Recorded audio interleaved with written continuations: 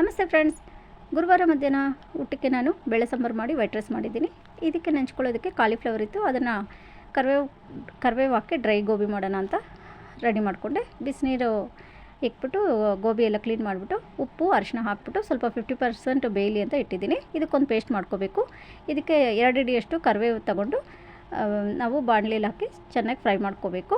ತ್ಯಾವ ಎಲ್ಲ ಚೆನ್ನಾಗಿ ಇರ್ಕೋಬೇಕು. ಆ ಥರ ಫ್ರೈ ಮಾಡ್ಕೊಂಡು ತೆಗೆದುಬಿಟ್ಟು ರುಬ್ಬೋದಕ್ಕೆ ಶುಂಠಿ, ಬೆಳ್ಳುಳ್ಳಿ, ಜೀರಿಗೆ, ಕಾಳುಮೆಣಸು, ಹಸಿಮೆಣಸಿನ್ಕಾಯಿ, ಸ್ವಲ್ಪ ಪುದೀನ, ಕೊತ್ತಂಬರಿ ಸೊಪ್ಪು, ನಾವೇನು ಫ್ರೈ ಮಾಡಿ ಇಟ್ಕೊಂಡಿದ್ದೀವೋ 2 ಹಿಡಿಯಷ್ಟು ಕರಿಬೇವು ಹಾಕಿ ಚೆನ್ನಾಗಿ ಇದನ್ನು ಪೇಸ್ಟ್ ಮಾಡಿ ತೆಗೆದಿಟ್ಕೋಬೇಕು. ಆಮೇಲೆ ಗೋಬಿ ಸ್ವಲ್ಪ ಬೆಂದಿತ್ತು, ಅದನ್ನು ತೆಗೆದುಬಿಟ್ಟು ನೀರೆಲ್ಲ ತೆಗೆದುಬಿಟ್ಮೇಲೆ ಇದಕ್ಕೆ ನಾನು ಮೈದಾ 1 ಸ್ಪೂನು, ಕಾರ್ನ್ಫ್ಲವರ್ 3 ಸ್ಪೂನು, ಅಕ್ಕಿ ಹಸಿಟ್ಟು 2 ಸ್ಪೂನು ಇಷ್ಟು ಹಾಕ್ಕೊಂಡಿದ್ದೀನಿ. ಸ್ವಲ್ಪ ಉಪ್ಪು ಹಾಕ್ಕೊಂಡೆ. ಕಾಲಿಫ್ಲವರಲ್ಲಿ ಇತ್ತು, ಇನ್ನೊಂದು ಸ್ವಲ್ಪ ಬೇಕಾಗಿತ್ತು, ಅದಕ್ಕೆ ಹಾಕ್ಕೊಂಡಿದ್ದೀನಿ. ಗರಂ ಮಸಾಲ ಹಾಕ್ಕೊಂಡು ಇದನ್ನು ಚೆನ್ನಾಗಿ ಮಿಕ್ಸ್ ಮಾಡ್ಕೋಬೇಕು.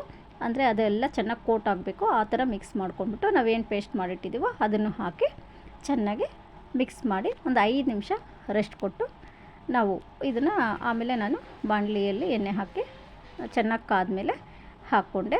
ಇದು ಚೆನ್ನಾಗಿ ಕ್ರಿಸ್ಪಿಯಾಗಿ ಬೇಯಬೇಕು, ಆ ಥರ ಫ್ರೈ ಮಾಡ್ಕೋಬೇಕು ನೀವು. ತುಂಬಾ ಟೇಸ್ಟಿಯಾಗಿತ್ತು.